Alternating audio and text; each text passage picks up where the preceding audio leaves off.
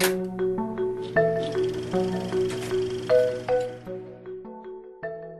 Veronica Sharp and I'm Director of the Social Marketing Practice.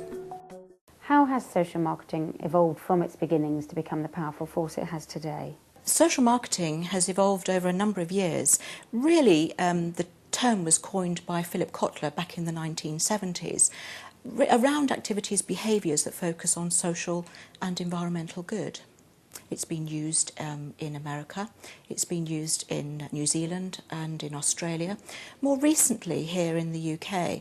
And I think what is really brilliant about what we've been doing here in the UK in supporting policy goals around the social and environmental side, as I mentioned before, is that we now have a set of occupational standards for social marketing. That is a world first, which I think in the UK we should be congratulated upon, and something which I think the world is quite envious of. How is it that social marketing is able to tackle some of society's most challenging problems? In other words, what is its secret? Well, what's the big secret of social marketing? Well, I think it's insight. Insight is absolutely critical, and that insight is derived from understanding who your target audience are.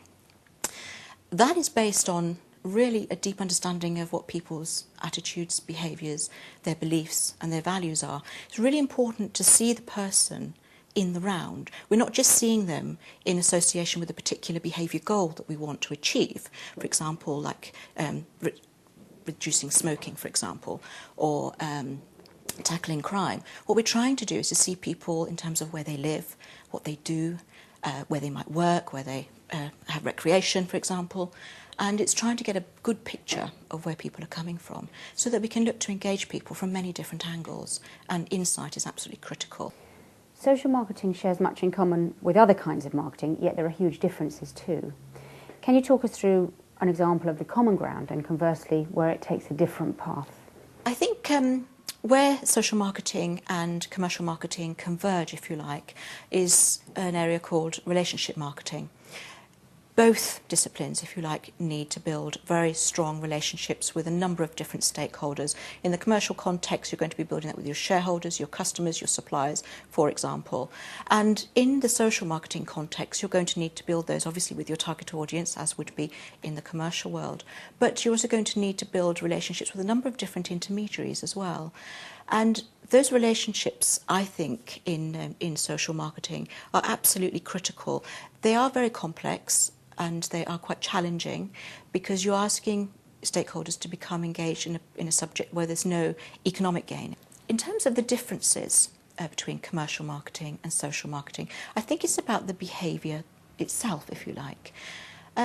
Whilst in the commercial sector, getting people to switch from one brand to another can be relatively straightforward.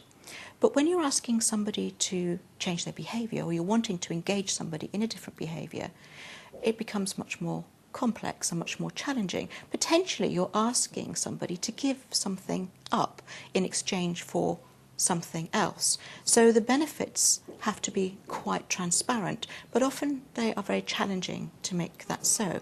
And for example, social marketing has to engage with often people who are quite challenging to reach and quite challenging to engage. There seems to be a very specific process involved in ensuring that social marketing is genuinely valuable. Is that right? I think there's a very important part of social marketing that I've been advocating for now 4 or 5 years. Since DEFRA wrote its Securing the Future strategy back in 2005, and here Jill Rutter designed what was called the 4 E's principles. It's a framework, in effect. Now, 4 E's or 4 P's, I don't do 4 P's anymore. I've now worked pretty much exclusively with the 4 E's, and that has created controversy and debate. Interestingly enough, the 4 E's has evolved over time now and has been used by the Institute for Government in its new documentation called Mindspace. Mindspace providing, if you like, the theoretical basis upon which you can influence behaviour, and the 4 E's providing some form of structure. The 4 E's being enable, engage, encourage and exemplify. Those 4 components are really important in ensuring that you have the elements of generating and influencing change. So enabling is about providing the systems, the infrastructure, the support and the services. Engagement is very much around the communications, the co-design, the participation, if you like, and the various communication tools that we'll use. And engage needs to reinforce all the other elements, if you like, of the 4 E's. So it needs to communicate that there are support and information and support systems in place to enable that change.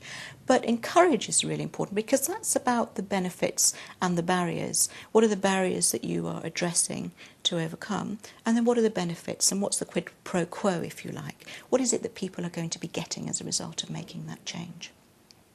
And then you've got this really important component that we often miss. And this is important if we're going to also think about using social marketing, I think, in the commercial world as well. And that's exemplify. How do you exemplify the behaviour yourself? In other words, it needs to be reinforcing from within the organisation itself. So if we're talking about government policy, what is government policy doing in terms of healthy eating? What is it doing in terms of climate change and sustainability? What does it have in place? So that it really is very much framed around, we will if you will, or I will if you will. So what is that organisation, whether it be public or private sector or a voluntary organisation, doing to exemplify that change? And that is often missed from any form of influencing behaviour. And it's a critical component. Why should you do something if those that are asking you to do it are actually not doing it themselves, or if they're not on that journey with you? Marks and Spencer's is a great example, I think, of exemplification in the private sector. It's Plan A, for example, when looking towards asking its customers to become more sustainable, looked at its own processes. Well, what are we doing to reduce the impact of climate change through our products, through our supply chain, etc.? And that's a really important component. In government, for example, looking at its sustainability and its action plans, it has policies in place that deliver sustainable objectives within the government framework.